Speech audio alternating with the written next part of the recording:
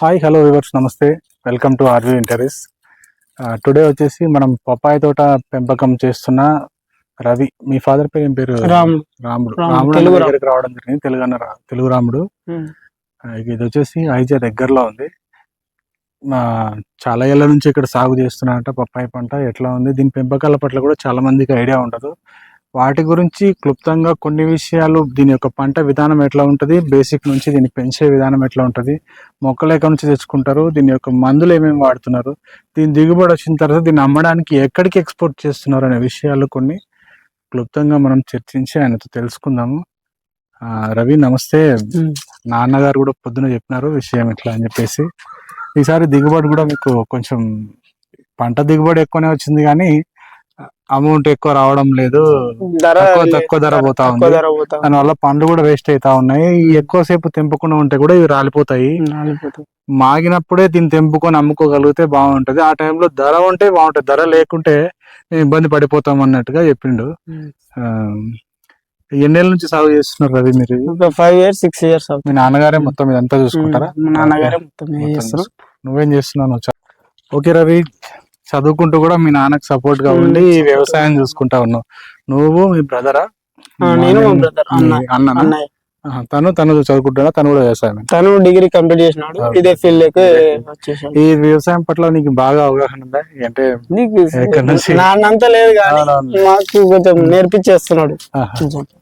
Basic అదే ఏమంటారు, దీని కాపు ఎప్పుడు స్టార్ట్ అవుతుంది? జూన్ లో మొక్క నాటితే ఒక 6 నెలలకి పంట వచ్చేస్తుంది. ఒక 6 నెలలకి పంట వచ్చేస్తుంది. చెట్లు వస్తాయి. 6 months లో గట్టి మందు ఏమంటారు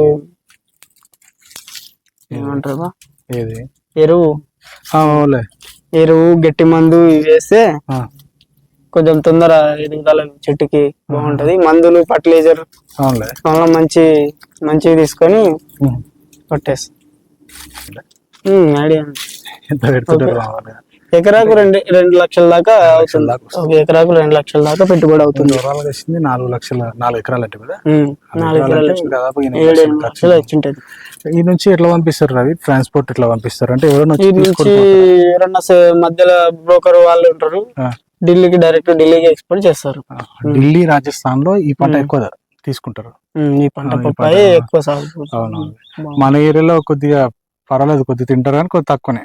దగ్గరలో అంటే నీకు ఒకవేళ వాళ్ళు ఎవ్వరు రాలేదనుకో, ఢిల్లీ నుంచి రాజస్థాన్ నుంచి ఎగ్జాంపుల్ ఎవరు రాలేదు, నువ్వు ఎక్కడికి పంపించాల్సి వస్తుంది? హైదరాబాద్ లోనే ఇప్పుడు 10-15 లోపు ఉంది అని ₹5-6 ఖర్చే వస్తుంది. ఈ నుంచి పోనీకి కానీ ₹5-6 ఖర్చే వస్తుంది. మళ్ళీ ఎట్లా మీకు గిట్టుబాటు అవుతుంది? ఈ నుంచి చార్జెస్ మస్తుంటాయి. ట్రావెలింగ్ ఒక బొలెరోకి పంపించినా కూడా 10,000-8,000 ఖర్చు వస్తుంది మీకు. అందుకనే ఇప్పుడు ఇలా పనులు అయిపోతున్నాయి. ఇంకోటి దానికి తోడు ఇవి సున్నితంగా ఉండే పనులు కాబట్టి ఒక ఇట్లా తగులితే నలిగిపోతాయి కదా. ఆల్మోస్ట్ ఇవన్నీ కూడా ఇదైపోయినాయి. ఈ ఎండ తగిలితే ఇట్లా అయినాయి. ఈ కలర్ ఎట్లా? ఇది పైన ఉంది, దీని నిండా ఇది కిందికి ఉండి ఇట్లా నిండా ఉంటే ఆ కాయకి ఏం దెబ్బ తినదు, ఇట్లా నీట్గా ఉంటది. ఇట్లా 5 పట్టీల వరకు ఇట్లా రావాలి. 5 పట్టీల వరకు ఇట్లా కాయలు రావాలి, బాగుంటది కాయ. ఉంటది. అది తీసుకోవద్దామా? పోయేటప్పుడు తీసుకోవాలి. ఒక రోజుకి వచ్చేసి ఎన్ని క్వింటాలు ఇట్లా మీరు తెంపడము అదంతా? ఇప్పుడు మామూలుగా సేల్స్ చేస్తున్నాం, ఒక 2 క్వింటాల్ 3 క్వింటాలు అమ్ముకునే వాళ్ళకి వేస్తున్నాం. మేము 2-3 క్వింటాలు అమ్ముతున్నాం. ఒక 5 క్వింటాల్ వరకు టన్ను దగ్గర వరకు అమ్ముకుంటున్నాం. Okay Ravi, thank you. Good information చెప్పినావు ప్రతిదీ. అండ్ ఇంకోటి, కొత్తగా ఇట్లా రైతులు ఎవరైనా వేసుకోవాలనుకుంటే దీని యొక్క సాగే విధంగా ఉంటుంది, దిగుబడి ఉంటుంది, మంచిగా ఉంటుందా చెడ్డగా ఉంటుందా? నీ అనుభవంతో నువ్వు చూసింది చెప్పు. అనుభవంతో అంటే ఇది చేస్తే బాగానే ఉంటుంది, కాకపోతే ఆ మొక్కను ఎంత జాగ్రత్తగా చూసుకుంటే అంత బాగా వస్తుంది. అంత బాగా వస్తుంది. జాగ్రత్త తీసుకోవడం అంటే ఎట్లా రవి? అదే ఫర్టిలైజర్ మందులు మంచివి తీసుకోవాలి.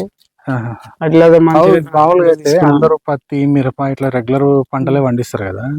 మీరు ఇప్పుడు ఈ కొత్త తాట వచ్చిన దీనికి మందులు ఇక్కడ లోకల్ దొరుకుతాయా మనకు?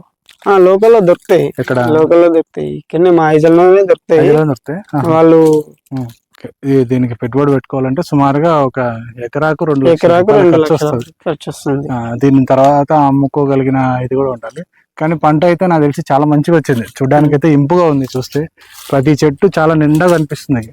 కానీ కొనేవాళ్ళు లేరు. ఏం చేస్తాం, మంచి పంట ఉన్నప్పుడు చేతిలో కొనేవాళ్ళు లేకుంటే రైతుకు ఎంత ఇబ్బంది ఉంటుంది అంటే అంత ఇబ్బంది ఉంటుంది.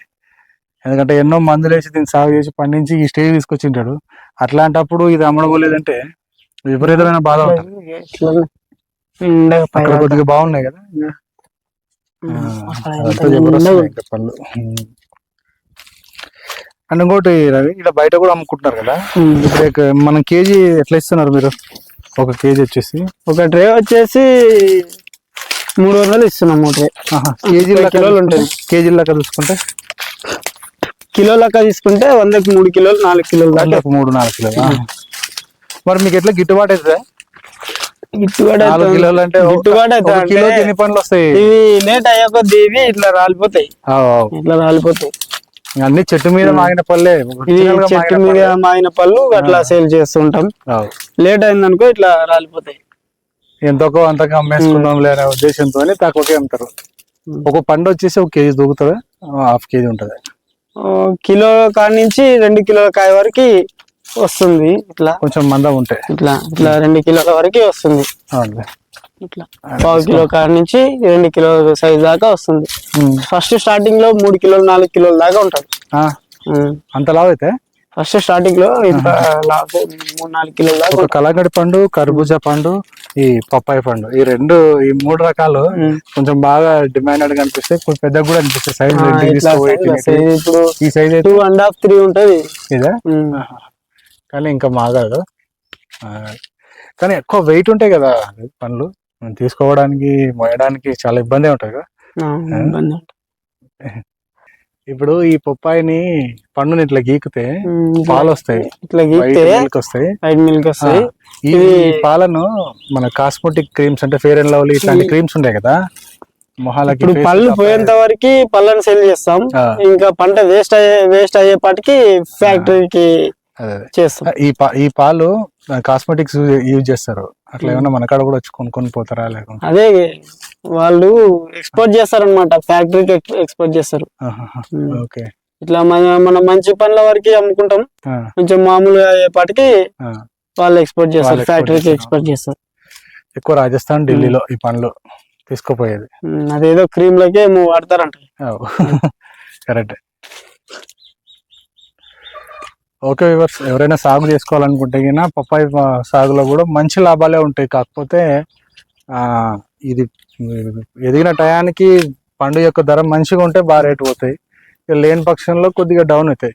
వీటి ఎట్టుంటుంది అంటే మామూలు హాట్ కేక్ టైప్లో మనం వేడివేడిగా బజ్జీలు వేస్తే ఈరోజు నైట్కి తింటే బాగుంటుంది, రేపటికి తింటే ఏమైపోతాయంటే సర్దిపడిపోతాయి కదా. అట్లా పండు మాగినప్పుడే దీన్ని తినగలగాల, లేదంటే ఇది రాలిపోతుంది.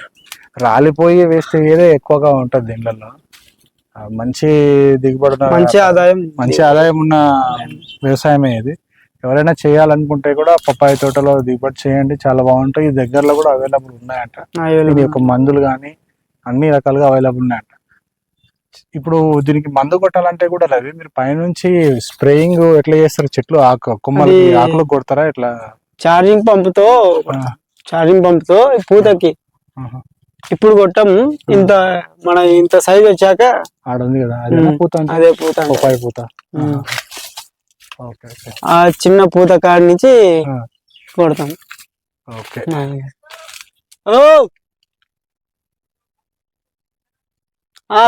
తీసుకో. ఓకే రవి, సంతోషం. చాలా మంచి ఇన్ఫర్మేషన్ చెప్పినావు. Thank you. ఇట్లా పట్టించు సుమారు 100 కాయల దాకా పడుతుంది ఒక్కో చెట్టు. 100 కాయల నుంచే పడుతుంది. కానీ సార్ రాముడు సార్. రాముడు నీ పేరు? మీ తమ్ముని పేరు? రాముడే. ఎట్లా ఉందన్న పంట? అయితే చాలా బాగా వచ్చింది, మంచిగా. ఈ వైరస్ వచ్చి కొంచెం పంట దిగుబడి వచ్చి ఎక్స్పోర్టర్లు రాక ఇంత సరుకు ఆగమైంది సార్. లేకపోతే ఒక 40-50 టన్నులు వెళ్ళిపోవాలి సార్. ఇది 50 టన్నులకు తక్కువ వెళ్ళిపోవాలా. 50 టన్నులు ఇప్పుడు భూమిపాలు అయిపోయింది. ఎక్కువ ఇప్పుడు టయానికి తెంపకుంటే ఇది రాలిపోతే యూజ్ ఉండదంట. ఎక్కడ సార్ 6 రూపాయలు 7 రూపాయలు అంటే కూడా కొనేటోళ్ళు లేరు. పండు ఎవరని అంత తక్కువ KG sir, KG KG KG ఇంత ఘోరంగా రైతులకి పడిపోతే 20-25 రూపాయలు అమ్మినాం సార్ ఫస్ట్ గా. అటువంటిది ఇప్పుడు 6 రూపాయలు 7 రూపాయలు ఇస్తా అంటే కూడా వస్తలేరు కొనడానికి. ఇబ్బంది కదా మీకు. మరి ఏం చేస్తాం సార్, రైతు పరిస్థితి ఇట్లా ఉంది. గవర్నమెంట్ ఏం సపోర్ట్ ఇప్పుడు గవర్నమెంట్ ఏం చేస్తుంది సార్, ఏదన్నా దీనికి ఇప్పుడు వడ్లు పడుతుంటాయి, ఇప్పుడు పంట నష్టాలు అయితే ఉంది గవర్నమెంట్ లిస్ట్ గా. ఇంకా వాళ్ళు ఎంతసేపు మేము కౌలుకి వేసుకున్నాం సార్, కౌలుకి వేసుకున్న రైతుకి డబ్బులు ముడతలేవు. గుత్తపట్టనా ఇది? గుత్త సార్ ఇది. అట్లా డబ్బులేమి చేను రైతులేమి ముందుగానే తినేస్తారు. ఇది ఇంకా రైతు బంధు పడుతున్నాయి వాళ్ళకి. జనరల్ గా వాళ్ళు రైతులకి భూమి ఉన్నోనికి భూమి డబ్బులు, కౌలు కౌలు డబ్బులు అని కూడా అంటారు. కానీ కౌలు డబ్బులు అందే సమస్య అయితే లేదు సార్. అది ఇంకా ఎవరు జన్మలో ఎకరాకి ఎంత గుత్త తీసుకుంటారు? ఎకరా వచ్చేసి 25 నుంచి 30 వేల దాకా తీసుకుంటారు. 30,000. ఇప్పుడు 3 గుత్తలు వస్తున్నాయి. ఎన్ని ఏళ్ళు పెట్టుకున్నారు మీరు గుత్త? 3 సంవత్సరాలు సార్. 3 సంవత్సరాల డబ్బులు మళ్ళీ ఒకటేసారి ఇవ్వాలి సార్. మళ్ళీ నీళ్లు సరిగా నీళ్లు పండిన పంట ఎన్ని సంవత్సరాలతో ఒక సంవత్సరమేనా ఇది స్టార్టింగ్ సార్. ఈ సంవత్సరం పెట్టడం, ఈ సంవత్సరం స్టార్టింగ్ బాగానే పెరిగిన విధంగా మళ్ళీ దీన్ని కొట్టేసి మళ్ళీ లేదు సార్, ఇంకా టైం ఉంది. 9 నెలలు పంట వస్తుంది. ఈ వైరస్ వల్ల ఎఫెక్ట్ అయింది. ఇది 9 నెలల తర్వాత 9 నెలల తర్వాత పంట మార్పిడి చేయాల్సింది, దీన్ని క్లీన్ చేయాల్సింది. మళ్ళీ మీరు 3 ఏళ్ళు వాడు గుత్త తీసుకున్నట్టున్నారు కదా? 3 ఏళ్ళు తీసుకున్నారంటే మళ్ళీ వేరే నెక్స్ట్ క్రాప్ వేరే పైరు వేసుకోవాలి, మిరపను లేకుంటే ఏదో ఒకటి. సంవత్సరం కల్లా బాగా పెరిగినాయి పండ్లు అయితే. ఈ మామిడి తోటలో ఇవి వేసుకుంటే జనరల్ గా కంటిన్యూ అవుతుంటారు. ఈ సంవత్సరం 3, వచ్చే సంవత్సరం 3 అట్లా కంటిన్యూ అవుతుంటారు. చెట్లు పెరుగుతా ఉంటాయి. కౌలు రైతుకి అంటారు సార్. ఇప్పుడు రైతుకి రైతు బంధు పడుతుంది, 3 పైసలు పడుతున్నాయి. అవు కదా, వాళ్ళకి వస్తున్నాయి కదా అని చెప్పి 1000 రూపాయలు తక్కువ చేయరు సార్ ఈ రైతులు. అన్ని చోట్ల అట్లే ఉంది. 3 పనులు తింటున్నారు, ఒక 1000 రూపాయలు తక్కువ వేస్తే ఏమే సార్? ఇంత నష్టపరిహారం జరుగుతుంది. వాడు చేను రైతు కూడా వచ్చి చూసిపోతున్నాడు. ఆ కనికరం కూడా లేదు సార్ రైతులకి. గుత్త పైసలే తగ్గించుకుంటలేరు, అంత దూరం ముందుగానే తినేస్తున్నారు సార్. ఇంకా మేము ఏమని అడుగుతున్నాం చెప్పు రైతుని? కనీసం గవర్నమెంట్ నుంచి అన్నా ఇంత అంత సొమ్ము, ఇంత నష్టపరిహారం అయింది కదా, ఇంత అంత సొమ్ము కౌలుదారుకి ఇస్తామంటారా? ఆ గవర్నమెంట్ అనే కాడికే గానీ చేసే కాడికి లేదు. మా పరిస్థితి, కౌలు రైతుల పరిస్థితి. ఇన్ఫర్మేషన్ చెప్పినావు కానీ వస్తాయిలే, మీకు మంచి రోజులు వస్తాయి, ఇబ్బంది ఏం లేదు. పంట అయితే దేవుడు మంచిగా ఇచ్చినాడు. వర్షాలు పంట విపరీతమైన పంట ఉంది. లేక ధర తక్కువ అమ్ముకోవాల్సి వస్తుంది. లేకుంటే దీని డిమాండ్ ఉంటే మాత్రం అది కోటీశ్వరుని వాళ్ళు లేకనే సార్ రోడ్ పూర్తో పెట్టుకుని ఎప్పుడు అమ్ముతుంటా. ఇప్పుడు ఈ లైన్ లో కూడా నేను ఎప్పుడు వస్తుంటే కదా, ఎక్కువ జామ పండ్లు లావటం 1 మంత్ స్టార్ట్ చేయబట్టి చీర పళ్ళు అమ్ముతుంటే ఎక్కువ. మీ పప్పాయి అమ్ముతున్నారు ఏంటబ్బా, నేను కూడా షాక్ అయినా చూస్తే. కొన్నిటోళ్ళు లేక రోడ్డు మీద పెట్టుకొని అమ్ముకుంటున్నాం సార్. సో అది ఇంకా దేవుని దయ, ఇంకా ఆయన కృపని మీద లేదనుకోవాలా, ఇంకోటి అనుకోవాలా, ఏం చెప్పలేము. జరిగింది. పంట అయితే నీకు బ్రహ్మాండంగా వచ్చింది. కానీ పంట బ్రహ్మాండమైన పంట పసిపిల్లని కాపాడినట్టే కాపాడుకుంటూ వచ్చినాం సార్. నీళ్లు తక్కువ పడితే కూడా 30,000 పెట్టి పక్కన నీళ్లు కొని నీళ్లు పెట్టినాం సార్.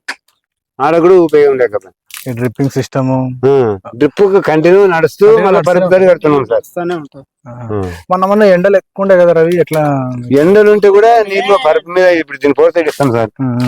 ఆ గడ్డ ఈ గడ్డ నాంతది, ఆల్రెడీగా డ్రిప్ కంటిన్యూ ఉంటది. అంటే ఈ బావులలో బోర్లో కూడా నీళ్లు సరిగా వస్తలేకుండా మన తగ్గిపోయినాయి సార్. బోర్లు కూడా తగ్గిపోయినాయి, నీళ్లు సరిగా వస్తలేకపోయినాయి, ఇబ్బంది పడుతూనే ఉంటుంది. కానీ ఇంత దీంట్లో కూడా మీకు పంట మంచిగా వచ్చిందంటే మీరు వేసిన మందులో మరి ఏదో సార్ పంట బాగా వచ్చింది.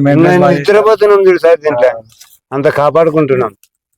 కాపాడుకున్న ఉపయోగం లేకపోతే ఉంటది. దేవుని దయ. ఈ కింది పనులు పోయినా పై పనులు నీకు దేవుడు ఇస్తాడేమో మంచిగా. ఏమో భగవంతుడు మంచిగా రావాలనే కోరుకుంటున్నాం.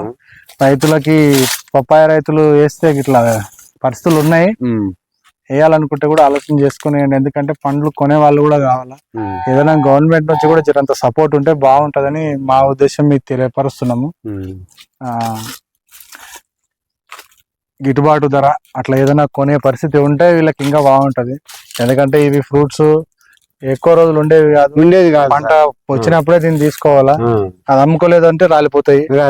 ఇక్కడ మొత్తం అన్ని చూసినారు, రాలిపోయిన పండ్లన్నీ. సో పపాయ యొక్క పంట సాగు ఈ విధంగా ఉంటుందని చెప్పి మీకు తెలియజేస్తూ ఇంతటితో ఈ ఇంటర్వ్యూ ముగిస్తున్నాను. Thank you.